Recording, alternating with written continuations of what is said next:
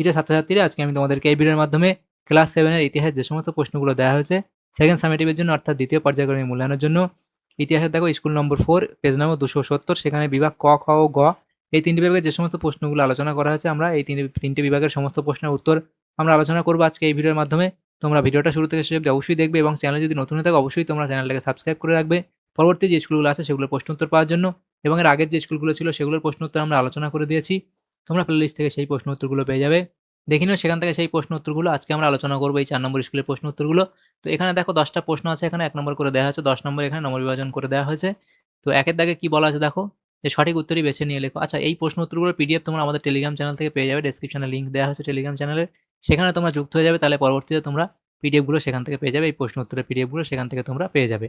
সঠিক উত্তরটি বেছে নিয়ে লেখো। একের দাগের একের প্রশ্ন কি বলা আছে দেখো, বখতিয়ার খলজি শাসক হন, বখতিয়ার খলজি শাসক হন, এখানে হবে অপশান এ অর্থাৎ বাংলাদেশের। এর পরবর্তী প্রশ্ন কি, বিজয়নগর রাজ্যের শ্রেষ্ঠ শাসক ছিলেন, বিজয়নগর রাজ্যের শ্রেষ্ঠ শাসক ছিলেন, সেটা হবে কৃষ্ণদেব রায়, অপশান এখানে সি।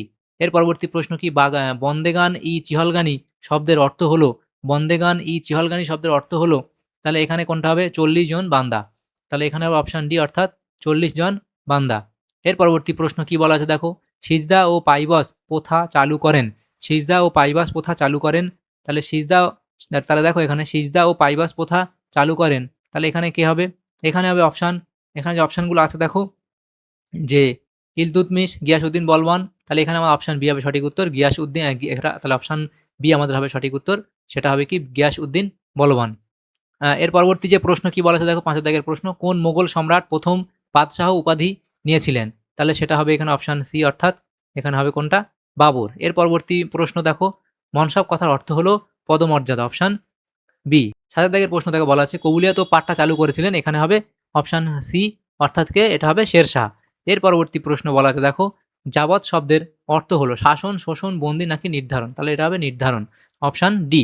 9 দাগের প্রশ্ন দেখো বলা আছে, শহর শব্দটি হলো হিন্দি শব্দ, আরবি শব্দ, ফরাসি শব্দ নাকি সংস্কৃত শব্দ, সেটা হবে অপশান সি অর্থাৎ ফরাসি শব্দ। এর পরবর্তী প্রশ্ন 10 দাগে কি বলা আছে দেখো, চিরাগ ই দিল্লি কথাটির অর্থ হলো, চিরাগ ই দিল্লি কথাটির অর্থ কি, সেটা হবে, এটা হবে কি অপশান বি অর্থাৎ দিল্লির প্রদীপ, তাহলে এখানে দিল্লির প্রদীপ হবে সঠিক উত্তর। তাহলে এখানে এমসিকিউ টাইপ যে প্রশ্নগুলো ছিল সেগুলো এখানে হলো।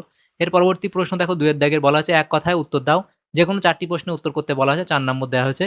প্রথম প্রশ্ন 2 এর দাগের 1, কোটলা শব্দের অর্থ কি, কোটলা শব্দের অর্থ কি, তাহলে কোটলা শব্দের অর্থ কি লিখবে, দুর্গ বা কেল্লা, তাহলে কোটলা শব্দের অর্থ কি, দুর্গ বা কেল্লা, দুর্গ বা কেল্লা।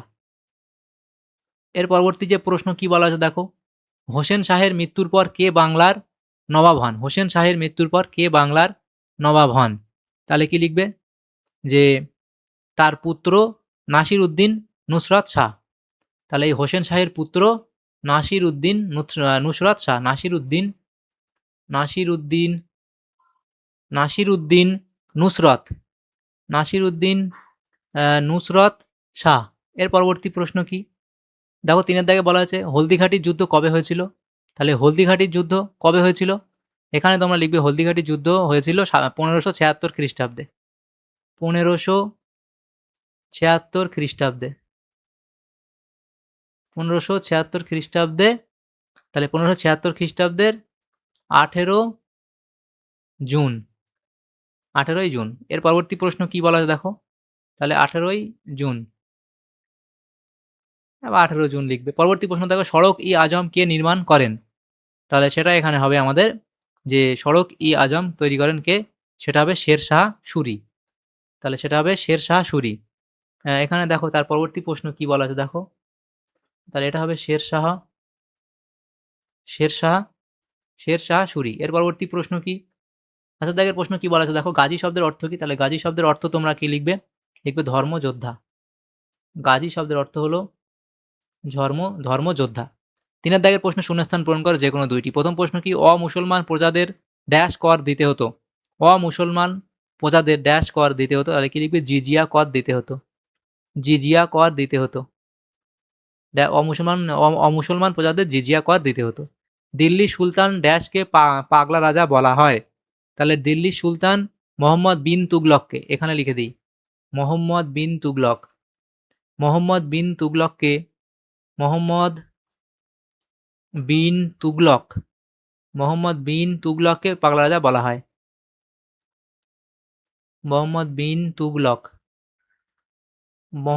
তুগলককে পাগলা রাজা বলা হয়। 3 দাগের প্রশ্ন কি বলা আছে দেখো, বাংলার প্রথম স্বাধীন সুলতান ছিলেন, তাহলে এটা লিখবে কি? শামসুদ্দিন ইলিয়াস শাহ। শামসুদ্দিন ইলিয়াস শাহ। এর পরবর্তী প্রশ্ন 4 দাগে ঠিক বা ভুল লেখো। প্রথম প্রশ্ন, টোডরমল ছিলেন আকবরের রাজস্ব মন্ত্রী, এটা এখানে ঠিক বলা হয়েছে। এর পরবর্তী প্রশ্ন কি? সুলতানি আমলের প্রধান মুদ্রা ছিল রূপোর টঙ্কা, এটা এখানে ঠিক বলা হয়েছে। 3 দাগে বলা আছে দেখো, মুঘল যুগেই ভারতে প্রথম কাগজ তৈরি করা শুরু হয়, এটা আমাদের এখানে ভুল বলা হয়েছে। এর পরবর্তী প্রশ্ন দেখো 5 দাগে, স্তম্ভ মেলাও। এখানে ক স্তম্ভ, এদিকে এখানে খ স্তম্ভ দেওয়া আছে। তো 1 দাগে বলা আছে কি? উলাক, তাহলে এটা আমাদের মিলবে কার সাথে? সি এর সাথে মিলবে। ঘোড়ার ডাক ব্যবস্থা, 12 ভূঁইয়া, এটা আমাদের মিলবে কি? প্রতাপাদিত্য, ডি এর সাথে মিলবে। বীরবল, এটা মিলবে কি? মহেশ দাস, এ এর সাথে মিলবে। এর পরবর্তী প্রশ্ন দেখো 4 দাগে, জাকাত, যারা জাকাত মিলে মুসলমানদের সম্পত্তি কর। এভাবে তোমরা ক স্তম্ভ খ স্তম্ভ মিলিয়ে নেবে। এর পরবর্তী যেটা আছে দেখো, ক স্তম্ভ খ স্তম্ভ এভাবে মিলিয়ে নেবে। তার পরবর্তী যেটা আছে দেখো, সেটা এখানে কি বলা হয়েছে? 6 দাগের প্রশ্ন। আচ্ছা, এখানে আমরা 6 দাগের যে প্রশ্ন আছে দেখো, নিচের প্রশ্নগুলি উত্তর দাও। তো এই এখানে 6টা প্রশ্ন আছে, 2 নম্বর করে 4টে প্রশ্ন উত্তর করতে হবে। প্রথম প্রশ্ন কি? সিজদা ও পাইবাস প্রথা কি?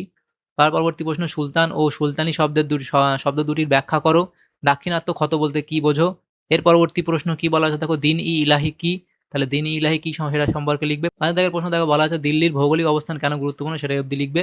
এর পরবর্তী প্রশ্ন, দিল্লির সুলতানরা জল সংরক্ষণের জন্য কি কি ব্যবস্থা নিয়েছিলেন?